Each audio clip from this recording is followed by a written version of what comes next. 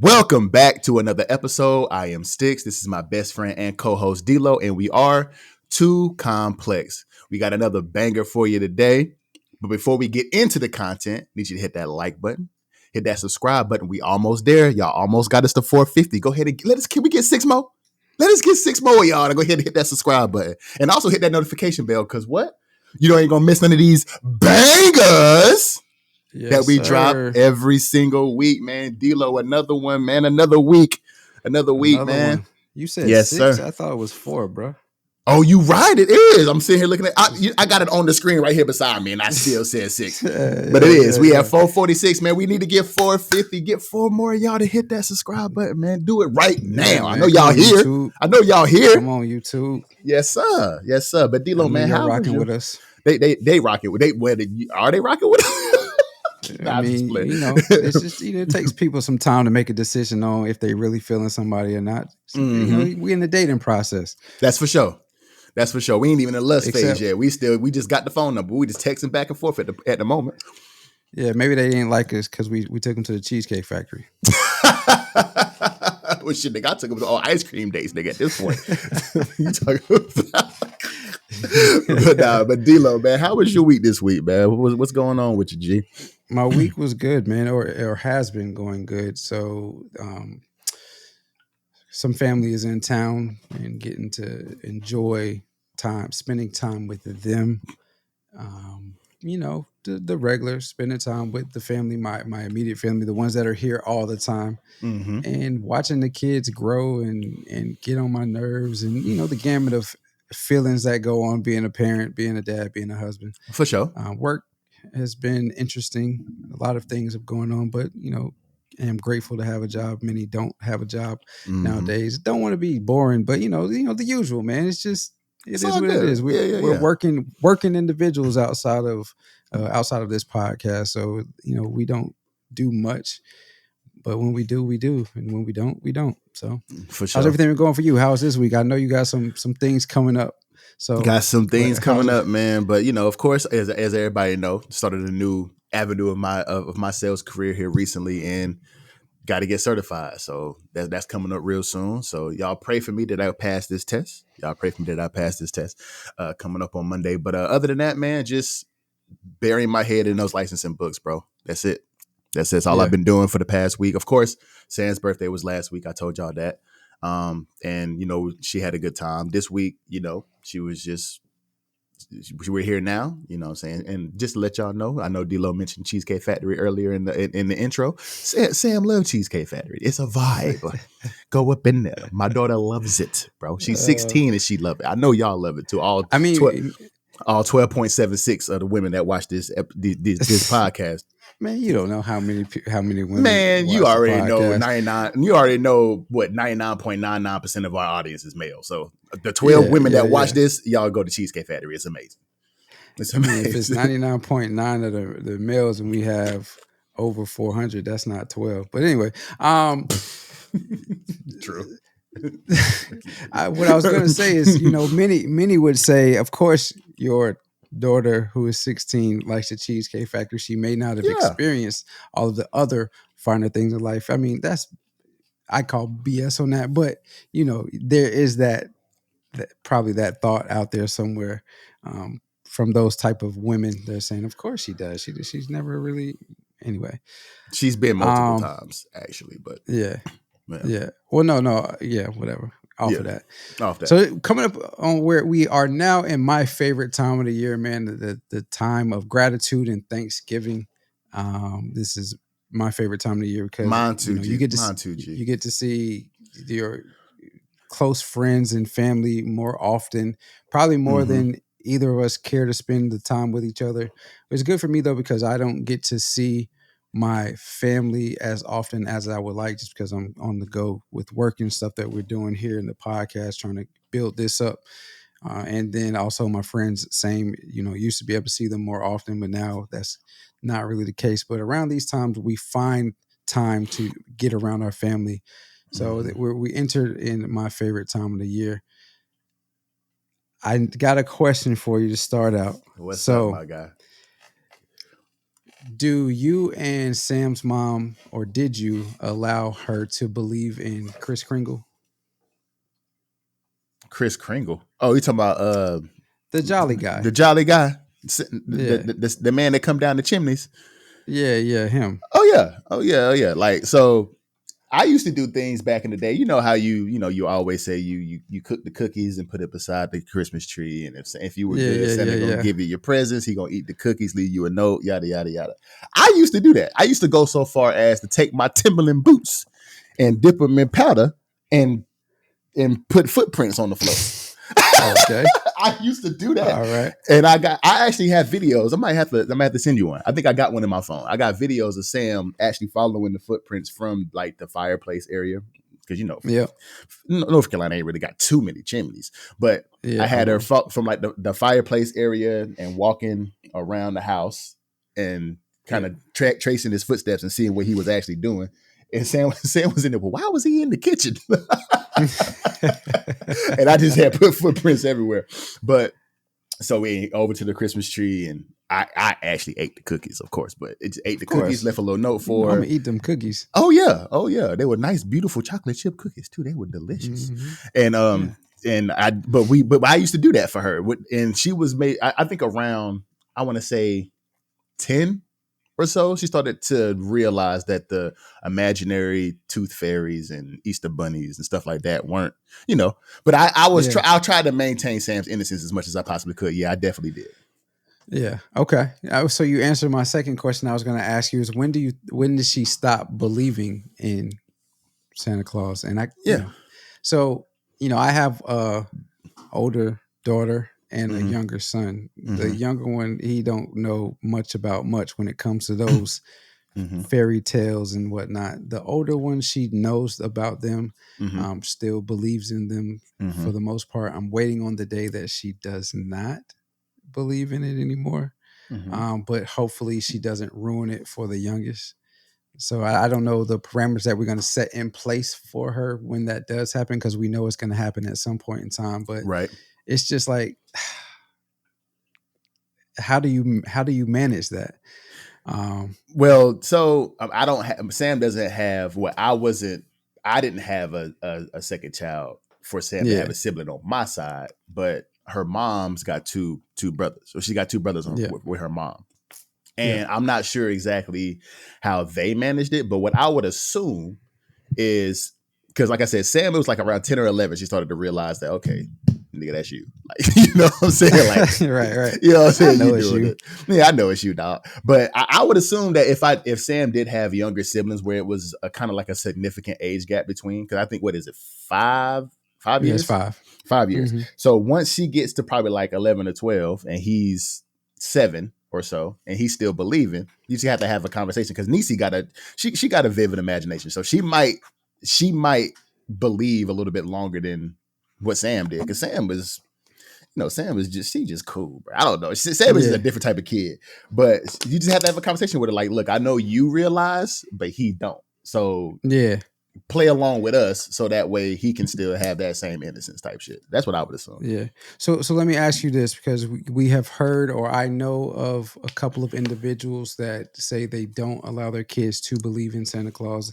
And if you go online and whatnot, you have all of these thought processes and thought leaders, thought provoking individuals, influencers, whatever, you name it, insert that name in there, and they're those people that say they will not allow their children to believe that all of the hard work that they do throughout the year to provide Christmas gifts is coming from somebody other than them. So do you think our generation is selfish when it comes to the regards of the Santa Clauses of the world, the tooth fairies of the world, the Easter bunnies of the world, of the fantasy world, I should say? In a way, yes. I mean, because ain't no jolly fat man with no little teeny elves actually making these toys from scratch with batteries and some more shit. Actually giving you these toys. I get that, and we are spending a lot of money, a good amount of money on Christmas and gifts to have our kids be happy on these days. So I do get the backlash that I guess the fairy tales would have from independent parents and people who are actually spending their hard earned working hard to spend their hard earned money on these toys, but on these gifts. But at the same time, you have a curriculum that is being taught in the schools that these people exist, especially in like younger grade school. So like, especially elementary school, from 5 up until about 10, 11, they are learning about Kris Kringle and Santa Claus and Mrs. Claus and the elves and Easter bunnies and they are learning about these things in school, and Tooth Fairy and all that. They're learning about these things in school.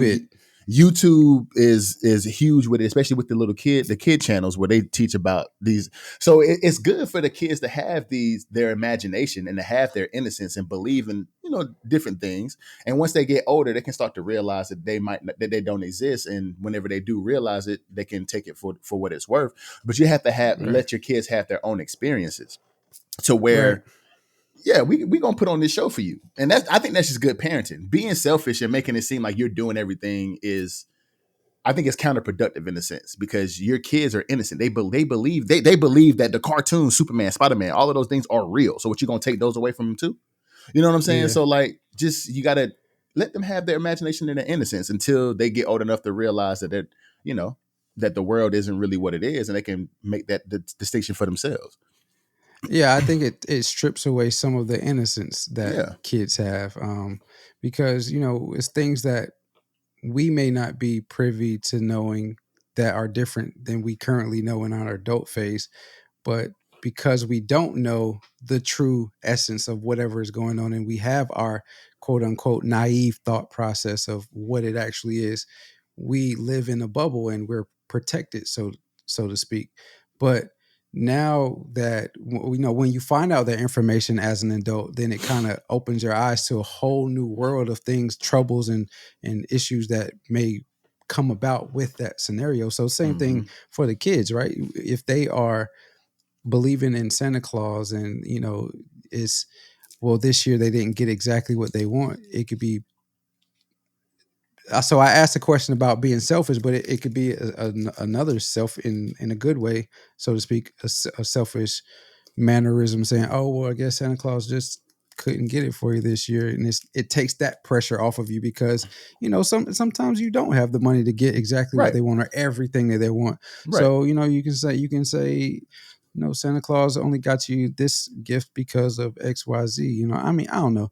I feel like we are selfish, or we can be selfish, because we want everything. We want to always seem like we are the saviors of the situations, and not really allow kids to, like you said, have an imagination or understand that Christmas and the season of Thanksgiving is not all about you as the parent or them as a person. It's about giving. It's about being thankful. It's about gratitude. It's not about receiving.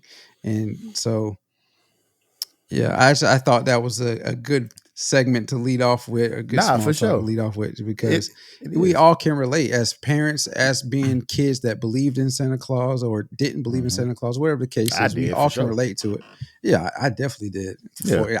I want to say until I was 9 or 10. So yeah. I mean, and I get it too, though, because it's like, and you made a really good point about, even if you don't get everything that you want on Christmas, or you might not see the person that you expected to see on Thanksgiving, and yada yada yada. It's about giving thanks and being thankful and having gratitude for the things that you do have, and the people you did get to see, and the time that you did get to spend, and the memories you did get to create. Just be thankful within this time. If you don't get that Hot Wheels track that you wanted, but you did get, that video game that you wanted, be grateful that you got something that you wanted, and opposed to everything that you didn't get. Don't focus on the negative. Focus on what you're grateful for, and who you're thankful for, and what you're thankful for. So I agree with you, man. I mean, just keep that innocence as long as that innocence is around. And whenever they start to build their own thought processes and get old enough to use their frontal lobe, to get old enough to use their mind and realize that things around them, some things are lies, and some things are imaginary and fairy tales, then they'll be able to distinguish it for themselves, and you can talk to them through those times whenever they do realize that something ain't true. Dang, Spider-Man ain't real. Nah, bro. Ain't no radioactive spiders out here biting people. But I mean, you can still be him on Halloween if you want to, my nigga. I ain't got no problem with it. If that's your boy, you know what I'm saying? We gonna still play that role. But it is like just that. Don't be so famous that you get cease and desist letter for dressing up as one of them. You know what I'm saying? Just don't get that famous, dog. Cause that's crazy. That's crazy how they did Diddy, man. That's wild. That's wild. Yeah, but this is definitely my favorite time of year, man. The season of Thanksgiving, from Thanksgiving until the New Year's. Before we move on, though, it's one thing that bothers me about this time. Because why do people feel like they want to skip Thanksgiving and move straight to Christmas? I think it grinds my gears, D-Lo, that the moment Halloween is over, everybody talk about putting up Christmas trees. What the fuck happened to Thanksgiving, bro? Well, why is that? So you bring up I'm glad you said that, actually, because I think we are in the era of us having access to so much information that it kind of, once it's in the same boat of the conversation we just had. Our eyes are now open to the true meanings of why these traditions have been started. And so people move past it because of what it is reflected of. So I think a lot of people they celebrate the food, right? They celebrate being with family, but the true essence of Thanksgiving is pilgrims coming to the United States, murdering and killing Indians, and then having feast with that. So it's just. But if that's why the people case, move though, past that. If that's the case, though, D-Lo, do you know the meaning of the holiday Christmas? Well, yes. I mean, all our holidays. You see what I'm saying? Exactly. So, like, Jesus was born in the summertime, not in December. And also, Christmas was known to be a pagan holiday. Yeah. So, you if that's the case, that really mean, though? Well, we can't get too deep into that on YouTube. But neither one of these holidays, if you think about the historical nature of these holidays, neither one of them are good holidays. But if you go celebrate, go in succession, bruh. Like, I love Thanksgiving, bro. It irks me that I'm so far away from all of y'all on the East Coast that I'm not able to spend time with my family as much as I want to because of sacrifices that I made in my life. But at the same time, and my family is doing something huge for Thanksgiving, and I can't even get there. You know what I'm saying? They're written out a whole resort and some more shit. So it's facts. So it's like, dog, like I can't get to it, and it irks me. But I see people, even in my own family, that are going to the resort for Thanksgiving, talking about putting up a Christmas tree on fucking November 3rd. For what? Hey, man, I mean, people, bro. But I guess, but in the same breath, though, on the flip side of it, I can see both sides.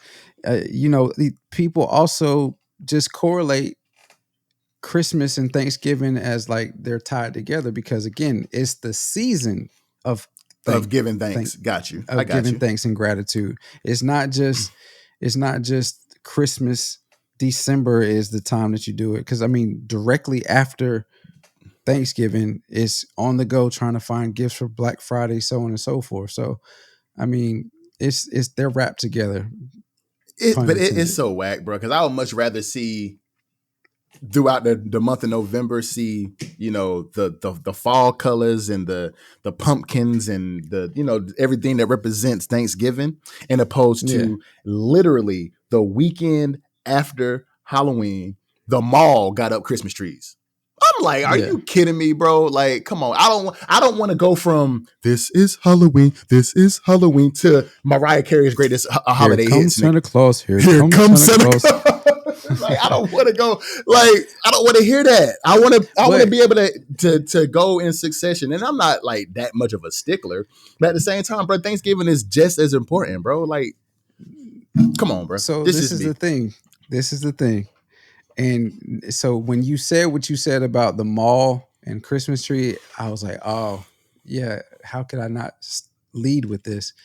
It is all economic driven too, though. So very true. Nobody, when you think about Thanksgiving, you don't think about buying gifts. You think about buying food, which that happens all year round. But when you think about Christmas, you think about buying tons, or usually in the ideal world, buying tons of gifts for everybody, and the tree has sprawlings of gifts and presents underneath it. So that's what it is. They're trying to get us in the mode of purchasing, spending our money, because this is when a lot of society. That's true. Yeah, this is when a lot of companies turn from being in the red to being black for the year. So, you know, it could be economically driven as well. It could so be. now we've just adopted it. We just adopted it as a thought process, and now, you know, we skip from Halloween straight to Christmas rather than celebrating Halloween, which I don't care for, and Thanksgiving, and then Christmas in that way. But we spent too long on this, man. But yeah, I thought I'd ask you about that, and you did bring up a good point, so I'm glad you did say what you said about that too. Facts. But another thing that's going on, that's been going on for a couple of weeks, that Kyrie Irving came out and talked about, is that, and you talk about this a lot on the podcast, and you mentioned it a lot, how the media stirs up bullshit, right? And Kyrie came out and said the reason why him and Brooklyn didn't work out is because the media stirred up a lot of chaos, which inflamed the actual relationship between Brooklyn and Kyrie. And like you mentioned this to me a couple of weeks ago, and I kind of see what Kyrie is saying about that, because they took a bunch of stories and his thought process about a lot of things that he formed within himself as a person and brought it to the main stage, and brought it to basketball, and brought it to the organization, and brought it, and like, people can't just be people. And it's like we said a long time ago too, free speech ain't free. So especially if you're of somebody of status, or somebody, a celebrity, or somebody of a certain caliber, everything you say is held to a certain esteem. So you got to be careful. And Kyrie kind of pointed it out with his relationship with Brooklyn. Like, D-Lo, I know you saw this, man. How you feel about this joint, bro? Control the media, control the mind. So I've said that a couple of times on the podcast as well. So, you know, the media is good at taking a situation and either making it bigger than what it is, or downplaying it to be more insignificant than what it is. For sure. And that's so that they can profit off of it in some form of fashion, and stir up our emotions. And in doing that, what happens is they not only stir up the consumer's emotions, they stir up individuals that are actually involved in the situation's emotions as well. So in this case, Kyrie, he was dealing with the not wanting to be injected with the vaccine. He was also dealing with the anti-Semitic statements that he that he was said to have made, which I don't really think, I still stand on. I don't think they were really anti-Semitic, but you know, that's neither here nor there. Right. I'm with you on that. And then also it was some other ordeals that he was dealing with. And so the media was using the fact that he wasn't playing, he was missing games because he didn't want to take the vaccine, and Brooklyn was struggling, and they used that as a way to, you know, ridicule him, to make him the villain of the the Brooklyn Nets situation, which was stirring up the fans. And because it was stirring up the fans, and Brooklyn ultimately ended up having to trade James Harden, who was frustrated with the situation that Kyrie was not playing and they weren't looking that good. And then ultimately pulling in Ben Simmons, who refused to play. And then they got ousted in the first round. The fans were unhappy. So that in turn made the organization of the Brooklyn Nets unhappy with Kyrie. And now you have all this unnecessary tension because of what the media has done, and, you know, making this narrative of why he didn't do what he should have done, or what they feel like he should have did, and this is the outcome. I mean, there's always a cause and effect. There's always a consequence to your actions, but, you know, in this case, I think the narrative was spun to have this ultimate consequence, or this consequence. I agree, man. Because just like you said, bro, control the media, control the mind. That people had everybody thinking Kyrie was weird. Kyrie was, like you said, a villain. Having people thinking that he just didn't want to play, and I know a lot of people, just regular Joe Schmo people like us, like that, was like, "Nah, I'm not taking that vaccine." You know what I'm saying?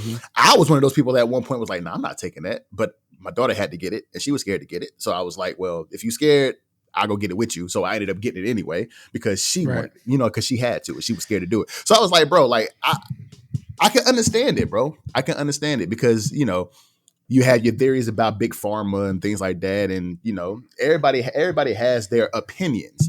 And Kyrie is he comes off as a very open, free speaker and free thinker and open-minded individual. But that's him as an individual. It has nothing to do with the organization. It has nothing to do with him as a basketball player. It's just who he is. And just because he didn't want to take the vaccine doesn't make him a villain or an evil person. That's just his personal choice is not to do it. Right. And of course, the Nets and really the NBA had their whole rules about people who don't take the vaccine, and you have to, you can't play at home games and yada yada yada. I honestly think, and I'm just gonna go on. Was the Nets the only ones that had that type of rule? Because I didn't hear, but maybe it's because New York. It was New York as a whole. It was New York. Yeah. Got you. So that's what I'm saying. And I'm about to say maybe the media is controlling my mind because I didn't hear any other state or any other team talking about you can't play at home games. But New York is so overpopulated. Everybody's so close together that I can see why they would say something like that. But especially in New York, Brooklyn, and those boroughs, man, heavily populated. It can spread so crazy. So I mean, but that doesn't make him a bad person. Just because he has his own ideals and he might, put information out there, not necessarily to say this is what I think, but maybe y'all should look into this and maybe form your own opinion about. That's what he did with the anti-Semitic thing, was like, hey, I watch this. I think it's informative. You can watch it and form your own opinion. But I mean, Kyrie, the best ball handler in NBA history. Why y'all making him out to be a villain, bro? Like it just made no sense to me, G, for real. Yeah. I definitely think he has a point with the media chaos and the tension, the unnecessary tension in Brooklyn. And, ultimately he said he had to request a trade because of all of the stuff that was spun up. So maybe he didn't want to leave, and maybe all three of them would have still him, James Harden, who's now on his second team after leaving Brooklyn just 2 years ago. After leaving Brooklyn just 2 years ago. Yep. And so, and maybe him, Kyrie, and KD would still be in Brooklyn. Maybe they all are healthy and they win a couple championships. But because of the scenario that started with Kyrie making his decision, then the media taking whatever him not wanting to do a certain thing and going against what everybody else is supposed to do. They painted this narrative, and now they're all separate in their separate ways. And who knows what could have been in Brooklyn had they stayed together. That's a fact, man. That's a fact. All right. So another thing that has been going on for 3-4 weeks, almost a month and a half now, is something that you and I think we're on the same boat. But as I thought about it a little bit more, I was like, oh, well, kind of on the fence now. Is Michigan stealing signs and getting caught for stealing signs? And now they're going through a whole ordeal with NCAA, the Big Ten, and whatnot. I think it just came out last night that Jim Harbaugh is potentially going to have to sit out the rest of the season because of this whole espionage ordeal that has going on. What's your thoughts on stealing signs, not just the Michigan stealing signs, but stealing signs in general in sports? So when we were strategizing last night as far as what the topics were going to be and what we were going to talk about, I did mention that stealing signs has been in football for decades, bro. Like, it's not anything new. It's not anything new, and it's like the fact that. But you mentioned something last night that was like eye-opening as well. That, of course, watching film and strategizing with your team, and you got the clicker, and you going through and okay, this is what this sign mean. Let's look at this sign and kind of correlate it to what might happen on the field and yada yada yada. That's different from you flying out a scout and going to an actual game and watching it video, like maybe and actually stealing signs that way. That's totally different. I get it, but it's been happening, bro. It's not something that's new. It's not something that Michigan just started, 3 weeks ago, and now all of a sudden people are catching on. No, bro. People have been doing this. Whenever we watch film as a team, we got somebody looking at those signs and saying, okay, this sign correlates with this play. This sign correlates with this formation. This sign correlates with this motion. It's like it's been happening. So it's not that big of a deal. But if you think about it, people have been starting to crack down in all sports, honestly, because you remember baseball with the Houston Astros, they were stealing signs, and they got, they had a real big media ordeal about that as well. So all penalties sports are trying to have to do penalties and all of that. So people are starting to crack down on it a little bit more as far as, it being a form of cheating or not being, and trying to keep the sports fair in a sense. And I get that, because you want to see fair games as the audience and spectators, as fans like us. We want to see fair games. But that's why we talk about the science. That's why we talk about the gambling. We want it to be fair, right? So, I mean, I'm still on the fence of it ain't that big of a deal, but that's the fence I'm on. But it just depends on the degree that you go to steal these signs. That's what I'm at. Because if you flying somebody out and you got somebody actually at a game every single week to actually write down and do, maybe even videotape, who knows what they were doing. But it's like, bruh, it's been happening though, bruh. It's nothing new. Yeah. I am hardcore on the fence with this one. Originally, I was like, yeah, it's not that big of a deal. But the reason I changed my stance though is because as I started to think about it, it's like it falls in the line of two entities that we have here in the United States. One is corporate, the other is the military. And so in corporate espionage, it's heavily frowned upon to infringe on somebody's trademarks, to try to take trade secrets, to, have somebody going in businesses for the intent of figuring out what their trade secrets are and whatnot. If caught, heavily fined, whatnot, so on and so forth. But in the military standpoint, all countries do espionage left and right to try to not to get caught with their pants down if something major is happening. Like we're currently pants on the ground. You know what I'm saying? You know what I'm saying? Hey, pants on the ground. Pants on the ground. Yeah. So I mean, but the corporate one is frowned upon. The military one, nod, wink, wink, is frowned upon. But it's only frowned upon if you get caught. Right. But I mean, earlier this year, we had a freaking balloon from another country fly across our state, across our country, and snapping pictures of different bases across the, you know what I'm saying? At first it was said that it was a weather balloon, and then come to find out, it was actually taking stuff and collecting data. You know what I mean? So, I mean, I feel like the sports, football in general, because that's where you see majority of signals, and baseball, I guess, are stolen, and they try to crack down on that because they say it messes with the ethics of the game.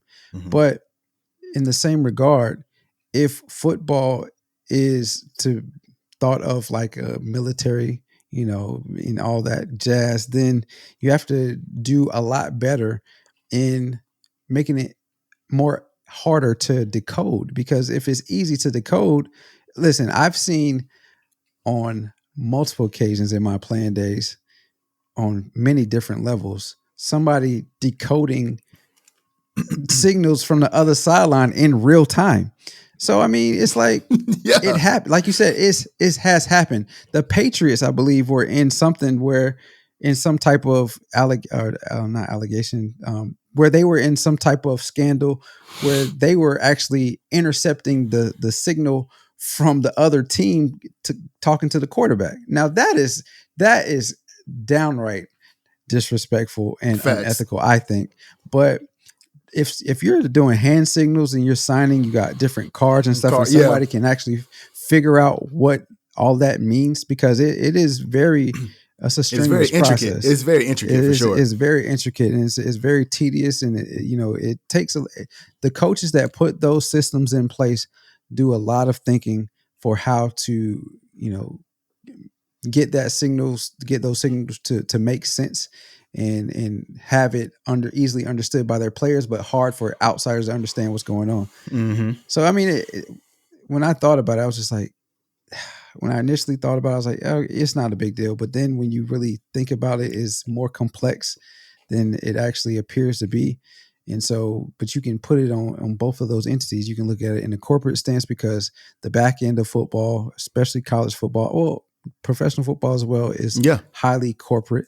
It has a lot of moving parts, but the actual on-field process, the practices, the games is very drill-like and militaristic. So I don't know. I feel like it could go either way.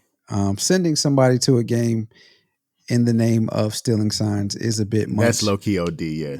But if we're looking at it from a military standpoint, we send people as spies to other countries all the time, all hoping the time they don't get caught. And if they don't get caught, we get off scot-free, and we know more about them than they know about us, or we know more about them than we did before. But if they get caught, they're going to be held in camps until we negotiate them getting them out. We talked about this. We talked about this. What about with a few Brittany months? Griner. Brittany Griner and Paul Whelan. Paul Whelan is still in jail in Russia right now. You know what I mean? And he was a military might not even spy. be a spy. But they were saying that he was a spy, right? Exactly. And what was he over there doing? Stealing signs. So what do you mean? It's at different levels of the world, man, where signs are being stolen. It ain't just sports, and it's not anything new. It, like you said, in corporate, in the military, in sports, you have to figure out a way to get a leg up. You have to figure out a way to be the best and be able to be the winner, be the big dog in any situation. So you're gonna figure out how to overtake whoever the big dog is, or whoever your opponent is. You're gonna figure out a way to do that. And if you stealing signs, then you stealing signs. Like it's been happening. It's not nothing new, dog. Nothing new at all. But anyway, getting into the actual segments and the content, the topics of the day, man. LaMelo Ball, Puma, big baller brand, LeVar, they in a little bit of a scandal, bruh. And their co-founder is suing them for $200 million, D-Lo. Mm-hmm. How do you feel about him saying that he actually trademarked and branded the MB1 and all of these things? How do you feel about the situations going on between Puma, big baller brand, and the co-founder? How do you feel about it? So we don't actually know the inner workings of any of the BBB, the big baller brand deals that they had in place prior to all of the Ball family breaking away from the big baller brand and signing with these major shoe companies. Mm-hmm. But we do know that Allen and the Ball family had a unpleasant breakup prior to all of this happening. Yeah. So I feel like this is a bit shady and want to know why now, because Puma and LaMelo are currently on the third iteration of his shoe with Puma. Sir. And he is claiming that the MB1, which was LaMelo's first shoe, was under a trademark agreement with the big baller brand. Right. So my question is, I know you always say when we talk about SA allegations and the victims, the ones that take forever to actually come forward. What took you so? If it was a true trademark infringement of the MB1 and those logos, and you can easily prove it, what took you so long to come forward with this? Because for me, a SA victim, we can't say that word for YouTube. You get flagged. Algorithm not that. But an SA victim, it's more to it than just them coming forward. Are people going to believe me? I might not feel comfortable putting myself out there like that, because then I'm being, ridiculed for whatever, promiscuous, whatever the case is. But in this case, if you can easily prove it, it's black and white. It's legal. It's either it's legal or it's not. Right. So why now you coming out with this, and you didn't come out with it earlier when the MB Puma's version is MB.01. MB. The brand he's talking. .01. Sorry, .01. But that's not. That's a O, not a 0. Yeah. Well, it's zero. You know, 0 synonymous sometimes. You know, when Yeah. talking. Okay. But yeah. Yeah. But the trademark it's he is talking yes. about is the trademark he's talking about with the Big Baller brand or under the Big Baller brand patent. The trademark is MB1. So, but they are close. They are close. But if you can easily prove that, why didn't you do it 2-3 years ago when the MB.01 first came out with Puma? Why now? So to me, it feels like something shady. Like it's a get back scenario. What you think about it? I kind of think the same thing, but in a sense of what you were talking about, as far as like what took so long for you to report, is we know we kind of learned a little about a week or so ago how kind of these litigations go. Like you have to present your evidence, and you can't really talk about what's going on until you have your actual hearing. So maybe it was in the sense of, because you are, anything you say can and will be used against you in the court of law. So anything that you say that you're not advised by your lawyer to say can be used against you. So this could have been a situation where the last couple of years it was more so litigation and trying to cover evidence and trying to make sure that we actually have a case before they actually brought it to the stand. He just filed a couple weeks ago. If that was a case of him pulling in all that evidence, because apparently he already had all the evidence, you know, so like you said, it was already trademarked. So why didn't you? I feel you. That's what you're saying. I see what you're saying. Yeah. So because if you are going into litigation, then he would have filed the lawsuit 2 years ago, but he just filed the lawsuit now, which means it took him a while. He sat on it. Yeah. I guess go ahead. I didn't mean to interrupt you. No.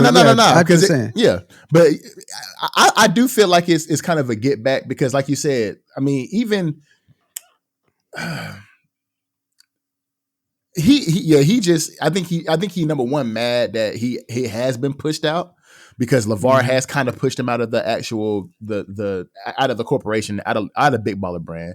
But Lonzo actually put a lawsuit on him a couple of, like 4 years back too, in 2019, that he tried to that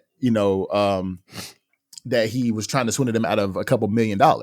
So I mean, Mr. Foster does have a lot to do with the success of Big Baller brand behind the scenes, and how he worked with the trademarks and, you know, what the shoes look like, and actually putting everything together, while LeVar was the face and the voice and all of those things, right? But and so he does deserve to be rightfully compensated for the things that he did, and the fact that they tried to push him out. I think this is kind of like a get back attempt to say, okay, you're trying to push me out, but I was integral in all of these decisions that we were making.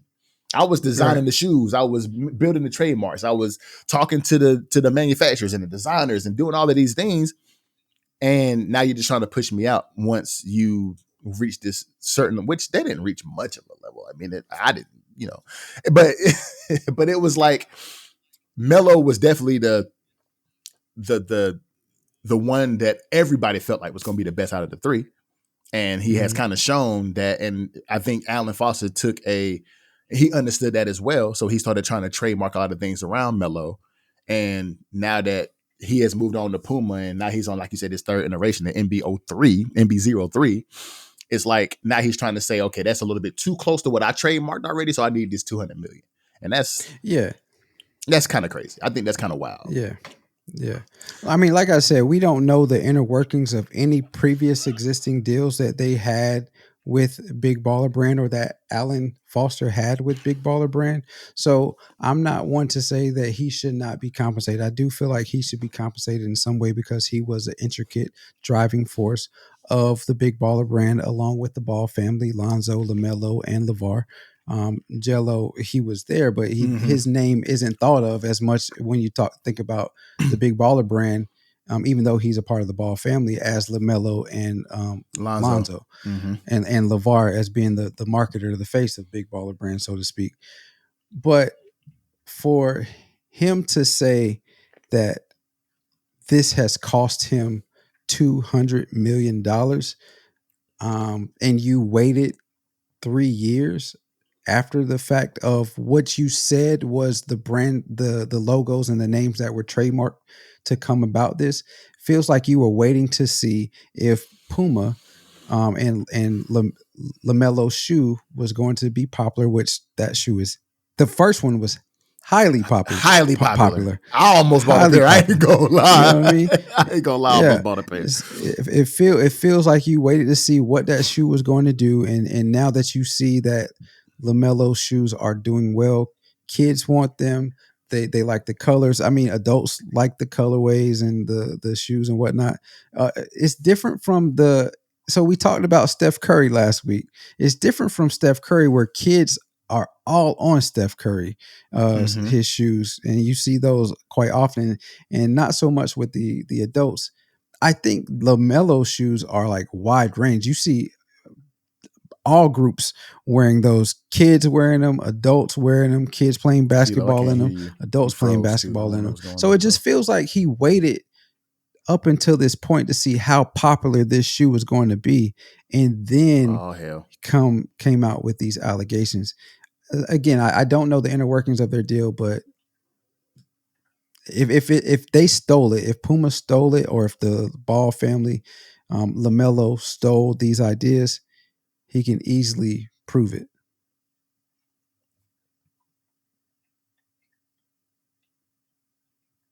Are you froze? I don't know what happened to D-Lo, y'all. I can't see him on my screen. I can't hear him. Don't know what happened. I see you and I hear you.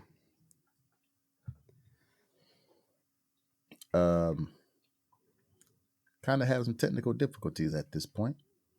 I don't know what happened to I don't know what happened to D-Lo.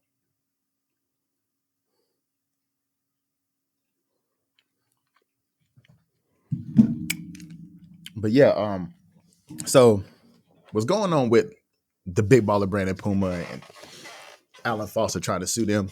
I think it's a get back attempt, man, for all the audience out there. I think it's a get back attempt. I think he really just was sitting back and kind of trying to figure out exactly what was going on with Puma, and just like D-Lo said before, everything happened.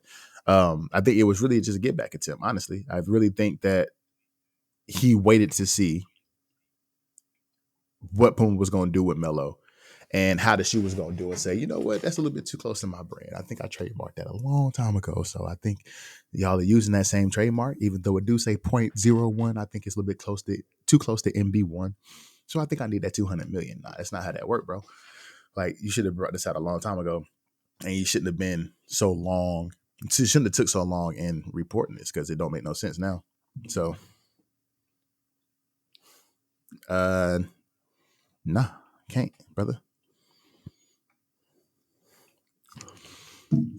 But yeah, that's the Melo Ball Puma situation. All right, so highly popular YouTuber Mr. Beast seems to be getting some backlash for building fresh water wells in Africa. The video, which documents his good deeds, is currently, well, as of last night, I don't know what it is now, could very well be way over that, but as of last night, it currently sits at 86 million views on YouTube. Sheesh. Sticks, what are your thoughts about the backlash Mr. Beast has gotten for his good deeds of building fresh water wells in Africa? First of all, I can't wait till we get to 86 million views. First off, number one, 86 million. That's crazy. That dude is, man, come on, bro. He has the most YouTube subscribers on YouTube at this point, to over 200 million subscribers. That's insane. Millie. But what I think is, so whenever you have that, facts. So what I think is, whenever you think about the things that Mr. Beast has done, as far as, giving prosthetics to amputees, curing blindness for some folks, he bought a whole street, or like 5 or 6 houses for some of his employees and his family in Greenville, North Carolina. He's done a lot of things in the area of philanthropy that a lot of our government officials won't even do, right? And with that being said, since he has that many subscribers and followers that watch his content, a lot of people, regular people who can't do these things, who don't have the resources to do the things that Mr. Beast has done, feel like he's using these people's struggle for his own success. And I can see that in some ways, right? But regardless of how you feel about the way that he's going about doing these things, because there are people that say, well, if you really want to do this out of kindness of your own heart, you wouldn't record it, right? But this man's job is to be a YouTuber. He has so much money that he can just throw it at people who are struggling. And that's not, to me, that's not a bad thing. I think his philanthropy that he's done is definitely not a bad thing. I don't necessarily think that he should get the backlash just because he is recording his philanthropy. But to be perfectly honest with you, if this was a government official, what would they do? They would record it too and put it all on the news. It would be on CNN, it would be on CBS, it would be on Fox, it would be on Fox News, it would be all over the place because they're doing something in the community or they're doing something to help the nation. They would record it too. Any philanthropist would record their good deed, so that way they can show people that they're doing good in the community, doing good in the world. So Mr. Beast doing it ain't no different. The only problem is that he gets paid for putting it on his channel, but he's just basically doing what any other politician would do: show you that he's doing good out here, shaking hands, kissing babies. To me, it's no different than showing that you're doing something good in the world, and that you're a good person, that you have the resources to do these things. So to me, the backlash that Mr. Beast is getting is honestly bullshit. Let that man do these good deeds and shut the fuck up. Just because you're not benefiting from the good deed that he's doing because you don't fit the description of what he's doing the philanthropy for, doesn't mean he's not doing good things in the world. So let Mr. Beast do his thing, man. Leave that man alone. People get bored, like I can say all the time, boredom theory. People get bored and create problems. And this is not a problem, bro. Regardless if he put it on this page or not. What you think, D-Lo? This is definitely a complex situation, but you can never be right in the eye of public opinion. 100%. That's true. And so everybody does not think nowadays. Everybody doesn't think that kinds of acts of kindness and good deeds are always good spirited. We've been conditioned to think that nobody's doing something out of the goodness of their heart. They're only doing it, there's got to be something in it for them. They have selfish motives behind it. And this is a great example of that. It's a very good example of that, because this is not the first time I wouldn't say this particular example is a great example of that. I think Mr. Beast's philanthropy in general are great examples of that, because this isn't the first time that he has been had backlash for his acts of kindness. You mentioned him helping individuals cure their disabilities, the blindnesses, the amputees and whatnot, stuff like that. He got backlash for that. Really? You getting backlash for helping somebody cure disabilities that they have, or something that has disabled them or hampered them for most of their life? You're getting mad at him helping somebody to see? What? So I mean, it's not anything new, and it's really, you're damned if you do, you're damned if you don't. Because if he was not doing stuff like this and he was creating YouTube videos on something completely different, well, people would say, oh, well, he's not helping anybody do anything. He's just making content just so he can make money off of it. But because he is taking his money that he makes from creating content for YouTube and helping those individuals in a major way. I mean, building water wells in Africa. Really? People who haven't had access to clean water in decades or centuries. You know what I'm saying? Like, that's major. I mean, shit, Flint in the United States of America could not get fresh water, and he's going to Africa doing it. But we have an issue with that. So, I mean, again, it's damned if you do, damned if you don't. That's dead ass, bro. Imagine if Mr. Beast would have put on Twitter, damn, people in Africa ain't got no clean water. and just left it at that and didn't do nothing about it. Somebody on Twitter would have been like, well, you got all this money. Why don't you go do it? Right. So he would have got backlash for just tweeting it. Then he goes and does it. And now he got all this money. He just know he going to get it right back off of the YouTube video. So that's the only reason why he doing it. He profited off people's pain. Like, bro, like D-Lo said, man, you damn if you do, you damn if you don't. And the fact that he's going out of his way and he's spending his own money, regardless if he X the fact that he's making a video about it. X the fact that he's doing that. This man is doing good things in the community, regardless of his YouTube page or not, bro. Like, but his YouTube page has granted him the access to be able to do these things. 200 million subscribers, the highest on the platform. He's making the most money out of anybody that's on YouTube. This man just has money that just sitting. So he's like, you know what? I'm gonna do some good in the world. I'm gonna help people, you know, be able to see again. People who haven't seen in years, I'm gonna help them be able to see again. People who have these amputees, I'm gonna get them some prosthetics. Africa, they haven't had clean water in centuries. I'm gonna build some clean water wells in Africa.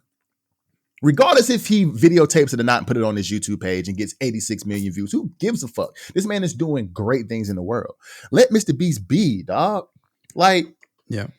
It just don't matter. You're damned if you do, you're damned if you don't. D-Lo, you know, that's the title. But it's like, it's like, bro, it might be something else, but we're gonna keep that in mind. Yeah. But it's like, bro, like Mr. Beast, if you happen to see this, which you probably won't, but if you happen to see this, Mr. Beast, keep doing what you're doing, bro. The boys over here at Too Complex ain't got no problem with your philanthropy, G. And anybody who's telling you anything different, fuck them, because it's great. It's great. Aggressive today. Fuck him. Yeah. Boy, is aggressive today. It's great, and I agree with you wholeheartedly. I have no issue with what he is doing. But on the flip side, playing devil's advocate, I can 100% understand why people would be upset with him doing these types of things because of the following that he has on YouTube, because of the ability that he has to post a video of him doing such acts of kindness and being able to profit incredible amounts of money from it. Like I said, as of last night, it was 86 million views on that video. I can only imagine what that paycheck is going to look like from Google or the ABC That's company. A fact. That's a whole fact. 89 million. 89 million views, D-Lo, in 7 days, bruh. You know what I mean? So I can only imagine how that is going to look. But it kind of goes along the lines of, and why people are upset with it is, you know, we used to live in an era, well, we still do technically, where influencers would be out and about in their cities and they would give a homeless person a candy bar or a pair of shoes and whatnot and film themselves doing it. And it's like, oh, look at me. I mean, they weren't saying it, but it was in the breath of, oh, look at me. I'm such a great person. I'm doing this and doing that. And then as soon as they turn that camera off, we've seen, you know, not them filming it, but we've seen it happen where as soon as they turn the camera off, they treat that person like they never existed. And they were just doing it for the influence, for the engagement, to get their followers up, to have, you know, again, such as corporations do with us, tug on the heartstrings of their followers to make them believe that they are better, a decent person. In reality, they were just doing it for attention and virality, attention selfish reasons, right?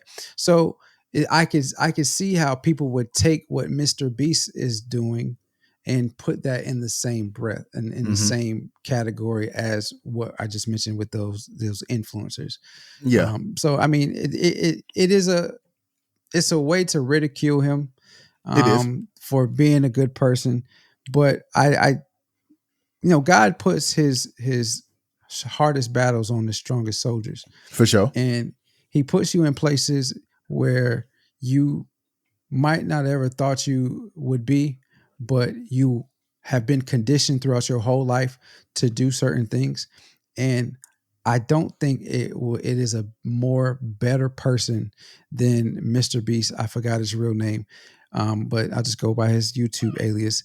I don't think there's a better person to be in the position that he is in, because this is not a one-off thing. He continually does random acts of kindness like this. And it may be he's creating videos for it, but he doesn't have to continue to do that. He already has the followers, the subscribers on YouTube to make whatever video he wants to make, and he's going to get it watched. So, I think you told me 2 weeks ago, he told a guy if he could live in a warehouse for a certain amount of time, an abandoned warehouse, an empty grocery store, he would pay him $10,000 a day or something like that. And the guy has not left. And he's still paying him. Yeah. You know what I mean? So like, I mean, he doesn't have to do that. He could, if that's a video, if that's strictly for a video, as soon as he got his video made, he can say, "Hey, listen, I got my video. I paid you this amount of money. You've turned this damn grocery store into a mansion. You good now. I don't need it." But he's still paying that guy. So it's just random acts of kindness, man. It's not a one-off thing. This is just who he is. And there's no better person to be in this position of 200 million subscribers on YouTube, which is the highest on YouTube. I want to say, didn't you say that? It is. The highest 209 million subscribers, bro. Yes. Highest on the YouTube. Highest grossing YouTuber of all time. Is no better person to be in that position than him, because I feel like this is just who he is. It is 100%. And his name is Jimmy Donaldson. It's his Jimmy, real name. Jimmy, yes. Jimmy Donaldson. I knew it was Jay. I was going to say Johnny or something like that. And I've been way all off. good. All good. But nah, yeah, man. Mr. Beast, keep doing your thing, man. It ain't nothing wrong with what you doing, bro. Like, be that breath of fresh air that everybody needs, man. And we don't know you personally, so we can't say that you are this type of person that gets off the camera and is like throwing up the bird to everybody. I got my video. We don't think you're that type of person at all. Yep. And the philanthropy that you're doing, bro, is amazing. And just keep doing it, man. Like, it's kind of like, we're going to get into this here in a second. It's kind of like J.Cole said, like, you a hater. Like, all these people that's hating on on Mr. Beast, you a hater. Like, you a hater for real. Maybe you hating because he has them subscribers. Maybe you hating because you ain't got the money to do the philanthropic, if that's not even a word, the philanthropic things that Mr. Beast is doing. Maybe you hating because you ain't got no YouTube channel. I don't know what your hating premise is. Just stop hating on the dude, man. He doing good in the world, man. And YouTube channel alone, a video alone, man. 100 wells in Africa for people who haven't had clean water in centuries is amazing. It's an amazing feat to accomplish and an amazing thing for any person to do. And he's doing it. He's helping somebody cure their disabilities is an amazing thing to do. It's an amazing thing to do, everything man. He got backlash for is just like, for why? What, bro? Why? Exactly. Like, why? Yeah. Anyway, man, moving into the next topic. So J.Cole was recently on A Safe Place with Lil Yachty, and he had I like that name, A Safe Place. Yeah, he was recently on A Safe Place with Lil Yachty, and he had I'm gonna call it a segment for lack of a better term. He had a segment in there where he was talking about how he grew up and the people who he saw as the icons in the rap game, and he grew up in an era where the Soulja Boys of the world and the Snap music was coming out, and he was just like, "Yo, like this isn't what I love. This is not what I see hip hop as being." But then came out and said, "You know what? You can look at these guys and learn from them because it's something that they know that you don't know, and you can really appreciate this. And you actually like this shit. Like if you really think about it, you actually like this music because you out with your boys and you dancing and doing your thing." So Soulja Boy in classic Soulja Boy fashion goes off the handle and goes off on J. Cole, acting like he called him out and was talking junk about his music and didn't respect him and all of these different things, bro. So D-Lo, how do you feel about what J. Cole said, number one? And do you think that Soulja Boy misinterpreted what he said and didn't really warrant the type of blow up that he had on his Instagram live? What you think, D-Lo? So I think what J. Cole said, what Jermaine said is 100% true. Because when Soulja Boy and that type of music first came out, we all were like, "What is this?" Like, facts. This ain't hip hop. This ain't music. But then as it began to play, and then at that time we were in clubs and whatnot. So as you hear it in clubs and everybody dancing, doing the Yule, it's like, oh, this shit kind of dope. You know what I mean? So, and that's exactly what J. Cole said. He was like, it took some time to grow on you, but this is what hip hop evolved to, and the phase that it was going through. And we were in the dance era of hip hop. It wasn't the lyricism that we were used to. It was, get you on in the feel good music. It wasn't the hardcore rap and all that. It was truly a feel good time. And Soulja Boy did his thing from coming from YouTube to being a multi-platinum selling artist. So sure. I definitely feel J. Cole was right in his statements. As far as DeAndre Way and his feelings about what J. Cole said, this is a classic example of when you just read the headlines and don't read the full article. And we're all guilty of it. We all fall for the clickbait. He probably saw a snippet, or somebody said, man, you see J. Cole dissing you on Yachty's podcast or whatever that was. And, he was like, nah. And then he just go see the little clip of him saying he didn't like Soulja Boy music and whatnot. And he off the rails. But we all guilty of it. You know what I'm saying? You miss points and you don't understand what the full context of the story is. And so I feel like he did blow this out of proportion because he only heard what he wanted to hear and negating the rest of the statement that Jermaine Lamar Cole made. We call it our governments today. Yeah. But I mean, I feel you on that, because from what J. Cole said was like, and just to give Soulja Boy his props, and he's been on a tour over the past few years, just trying to get his flowers. He sounds like somebody else we know, but I ain't gonna talk about that.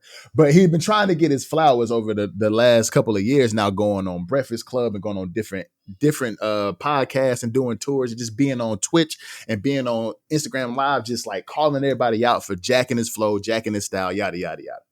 But just to give him his flowers though, like, the Crank That Soulja Boy, She Got a Don't, Kiss Me Through the Phone. All of them songs were fire, bro. Like, I'm not gonna lie. Swag. Pretty Boy Swag.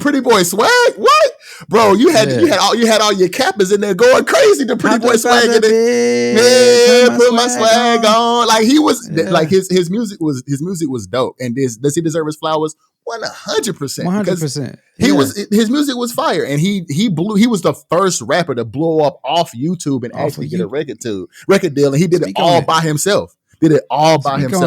So he deserves his flowers because he was a fire ass artist back in the day when we were in that you know what I'm saying, like the snap and roll, like come on, bro, like everybody, you know what I'm saying, going down, all that music. It was a feel good era. It was a feel good era. He introduced us to that. He indeed did. He introduced us to the feel good era, the dance music type of era. He introduced us to that faux show. And I can't tell you how many times I was in the club like this, and She Got a Dong. Oh shit! I can't tell you how many times I was in. And that song was fun, man. Come on, we was in college, bro. We'll be all right. But I'm like, bro, like, so it's like, dog, like, but for him to misinterpret what J. Cole said is like, he literally gave him props in the statement that he made. He was like, when he said Soulja Boy telling me, he was like, yo, it's a classic to me. It's kind of funny to say because it's a classic to me now. But it was in one instance where I had to put away my preconceived notion of what hip hop is, but just because the rappers that I love and that I look up to and that I idolize don't rap like this and don't have music like this, doesn't mean that this isn't art within itself. And actually, you like this shit, and actually you can learn from these dudes because they know something about the game that you don't know. So it's like, I mean, it was. I will say this: the grand scheme of the statement that J. Cole made, he was not dissing Soulja Boy, but it was a typical Fayetteville backhand comment. You think? Well, yeah, in a sense, because he was like, a lot of the guys that I was hanging around, they liked it, and I was like, man, this shit, you know what I'm saying? It was a typical Fayetteville backhand comment. It was. I agree, but it's one of those things where it's like, but he didn't mean anything by it though. Yeah, my bad. One of those, I'm sorry, man. No, you good. You good. But you do get into a situation where you grow up and you realize that, like, regardless of how you feel about this music, you actually like this shit. And within art, regardless if it's music, regardless if it's painting, regardless if it's podcasting, whatever it is, any content that you put out, there's going to be different methods to the madness. There's going to be different ways you can put that same content out. And J.Cole, we all know, is a conscious rapper. He's a lyrical rapper. He's been on a rampage lately on features going crazy. We know what type of rapper J.Cole is, but we also know what type of rapper that Soulja Boy is. And they are on two opposite ends of the spectrum, 100%. But that's not to say that Soulja Boy's art isn't as great as J. Cole's art, and vice versa. So him as an artist was able to say, look, even though I didn't like this shit before, I realize now that this art is something that everybody loves, and I actually like it too. I'm just putting on a front, low key. Like, you a hater. That's the segue. Like, you a hater for real, because you know you like this music. You know you out here dancing to it, snap and roll. You out here doing that in the club with your boys. You know you like this. So why is you hating? So you can learn from these dudes, and you can actually, but bruh, Soulja Boy was talking about fighting. He called out J. Cole. He called out Big Sean again. He was talking about everybody, like, all y'all could get it. Like, nobody know who you are. Come on, Soulja Boy.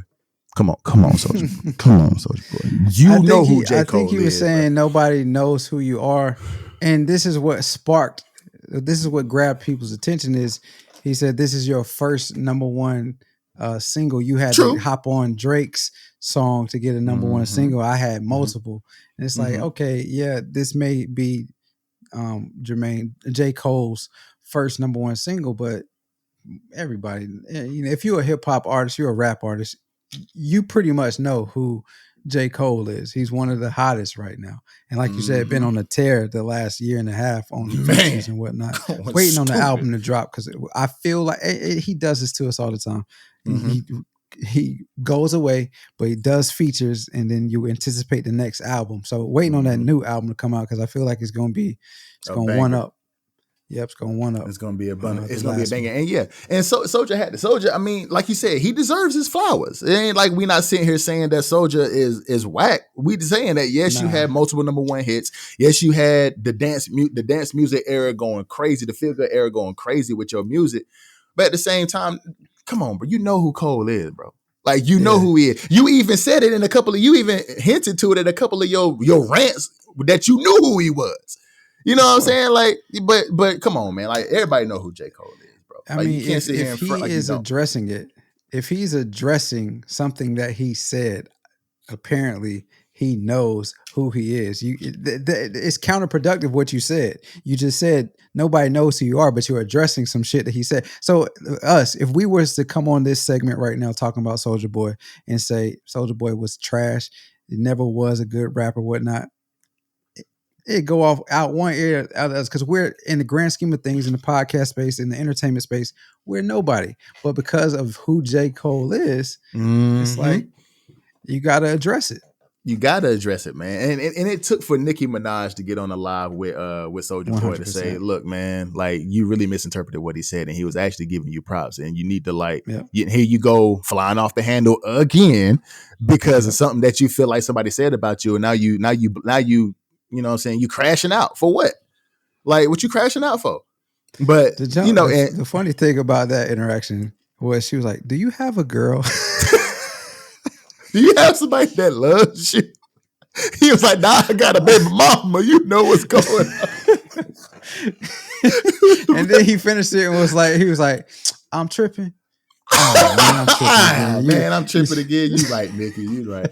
If the queen say it, then the queen say it, man. I got to have to go out and apologize to my boy, but like, but he did apologize. He did apologize, and it takes a big person to do that, For sure.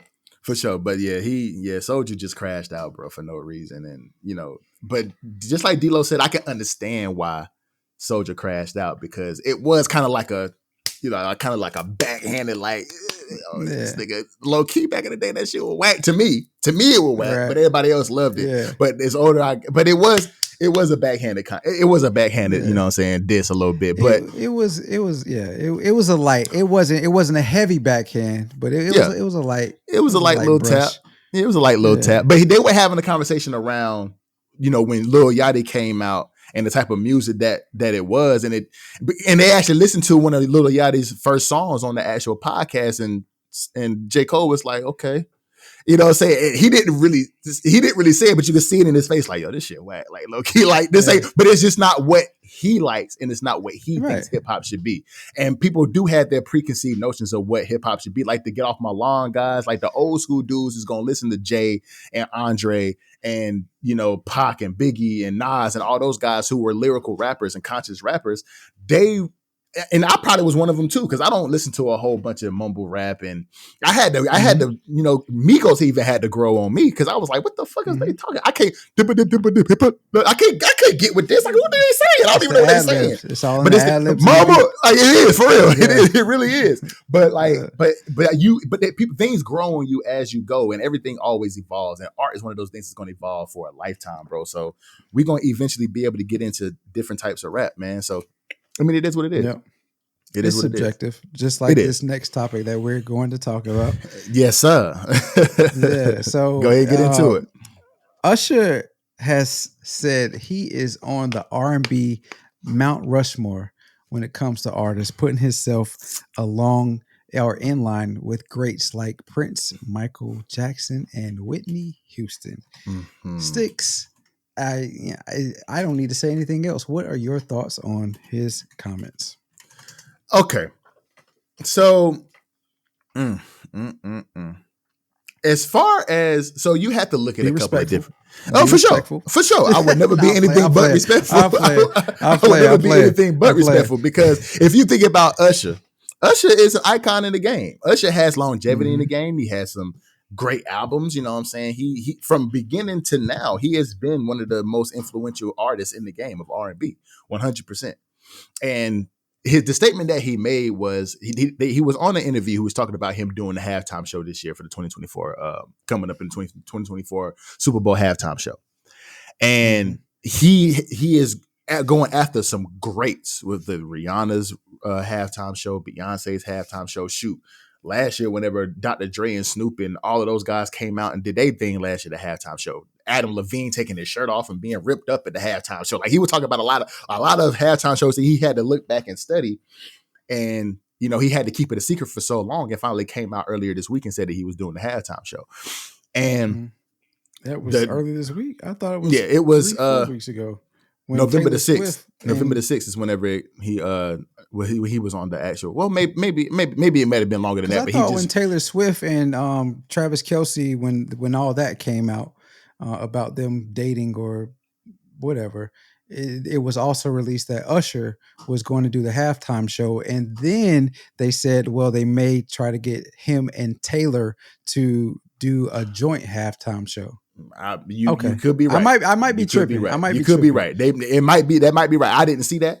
You know what I'm saying? That's why we got two different minds on two. They may just confirm it may just be him. Yeah. Right. But the artist asked him the question, is he on the Mount Rushmore of R&B?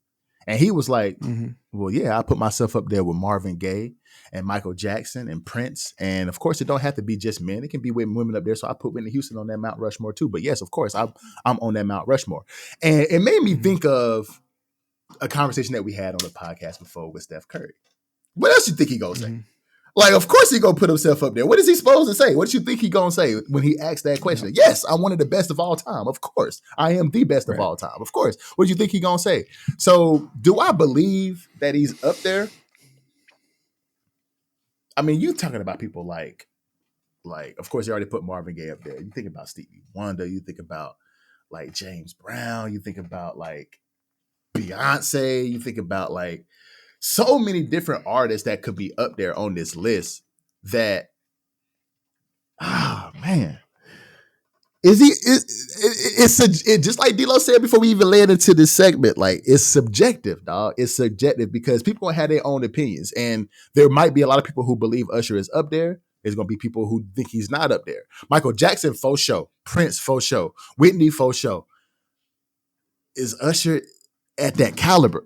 Damn, see, it happens every week. Is Usher at that caliber though? Is Usher at, because I'm distinguished, but is Usher at that caliber though? Is Usher at the caliber of a Michael or Prince and a Whitney? Is he at that caliber? That's the question that needs to be asked for sure. And he close. I don't think he might. He definitely ain't Mike. Mike is the king of R&B. Prince is on a hill by himself because he was so talented and he has so much swag about himself and so much charisma, so much like he just just like Jamie Foxx said, he had this aura about him. It was like, and just like Dave Chappelle said, he got this aura about him. Prince is just like, he's just a different type of person. And then Whitney is just Whitney, bro. Regardless of what she did in her personal life, Whitney was amazing. So is he on that level is the question. What you think about what he said about him being on the Mount Rushmore? So I am along the lines of you with the thought process of what else is he supposed to say when it comes to athletes, when it comes to entertainers, especially in the music industry. They're supposed to think they're the best or one of the best, if not the best, because again, it's subjective. Athletes, you can pretty much tell who's the best based off of their numbers. Mm-hmm. But still, the fans will find a way to determine who they feel like they're the best is based off of things outside of just the numbers or a little bit deeper than the numbers. Music is the same way. Typically, it's based off of who has the most sales, who sells out the most concerts, who makes the most money, so on and so forth. But fans will say, well, based off of this album and how it made me feel and this and that, this is why this person is the best. So with that said, yes, what else is he supposed to say? But I will say this. No, in my opinion, Usher is not on the Mount Rushmore of R&B artists. Is he an amazing artist? Yes.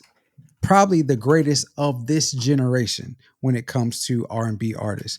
But when you enter that other category ever, I respectfully disagree because I feel like there's a lot of things that he does good, but there's not any one thing that he does great when we're talking about the entertainers that he mentioned. Mm-hmm. Michael Jackson and Prince were flat out entertainers. Prince was a musician. Like Prince could play multiple instruments and, create songs, write songs. Michael Jackson, we all know, dancing, singing, putting on performances. Whitney Houston, I don't think there's anybody that has effortless vocal skills as her ever in the history of singing, right? Sheesh. I mean, there are some that come close. We did a segment where J.Lo said, and it turned out to be, it wasn't real, but at least we think it wasn't, where J.Lo was saying that she could sing along the lines of, or she was going to do a tribute to to Whitney Houston, and it was laughed at. It's only a certain few individuals that live in that space that Whitney Houston does when it comes to vocals. So when you think about it in that regards, I can't put him up there with those individuals because he is a great artist. He has some classic albums. He has some classic songs. But when you think about greatness, it's like the whole spectrum of what makes a person great. And for me, he doesn't have those, and he doesn't have that to be the greatest of the greatest ever, the greatest of our generation. 100%. I believe he's the greatest of our generation. Longevity, albums, his vocals. As of lately, with his stay at, is it his Dre? residency in, is it Dre? Huh? What's his residency in Las Vegas? Is it Dre's? Yeah. As of lately, I don't know where it is, but I know he has a residency in Las Vegas where it's like must see. I have not gone, but everybody says it's a great show. So he's putting on that whole entertainment. He's stepping into that whole entertainment piece, but historically with his career, he hasn't been that entertainer, but he has been a good artist. So I agree with you. I can't say that I see him in the same boat as the individuals that we're talking about here. Because I'm sitting here looking at album sales and his discography. and he has 1, 2, 3, 4, 5. 5 of his 1, 2, 3, 4, 5, 6, 7, 8, 9 albums have gone platinum. Mm-hmm. So he's a very good platinum artist.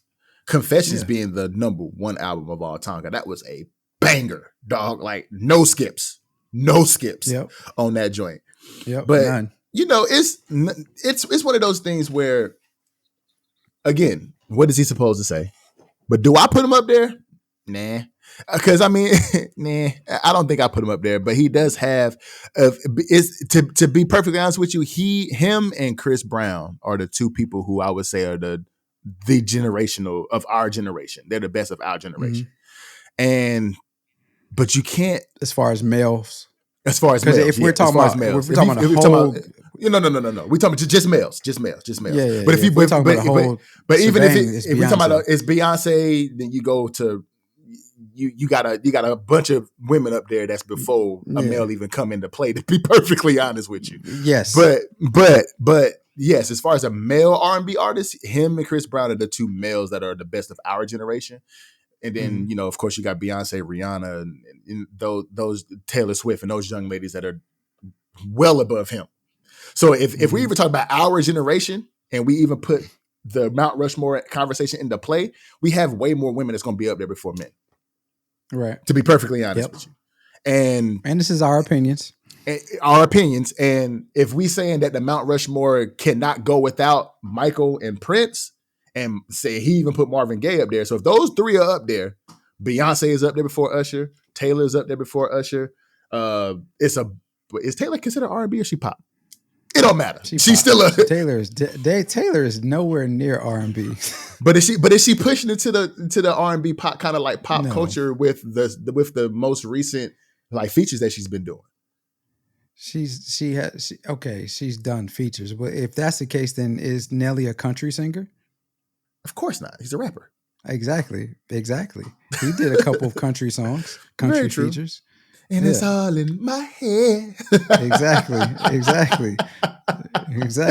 Taylor has not crossed that line. That is very true. She ain't no rapper. She ain't no R&B. You're right. But I personally, in my personal opinion, I don't think Usher's on the Mount Rushmore, but he's definitely a generational talent for sure. 100%. Yeah. 100%. Definitely generational talent. He's in 100%. The same boat as LeBron to me. Oh yeah. Yeah. That's we find a way to do it every episode, don't we? Every episode, we find a way to get that dude right there. Can I get him in there? We find a way to get that dude right there in the video every single week, man. Every single week. Yeah. But I mean, yeah. But the difference is it's a difference there. But we're not gonna get into that. Nah, we ain't got it. Why not? I want to know now, nigga. It's a conversation for another day. Hey, there it is. There it is, man. But not Usher. He's on Mount Rushmore. Not as of right now, though. Yep. Sticks, episode 43. 43. Technical difficulties and all, we got through it. Got through it, man. You always got to persevere and push through, man. Always got to do that. Yeah. Always got to. Yeah, man. Yeah. Yes, sir. You got any plans for Thanksgiving? As of right now, nah. Honestly, just making sure that I take care of the one that's here. I'm gonna spend time with her, but I'm planning something for Q1 of next year. So I'll keep you posted on that. I'm planning something for Q1 of next year, but this year the holidays it's just tough with the recent situation that I went through over the past 6 months and not trying to get back into what's going on with my new career. I've got to let that pick up a little bit first before I start, making. Traveling and stuff like that. So, but it'll get back to it. But got it.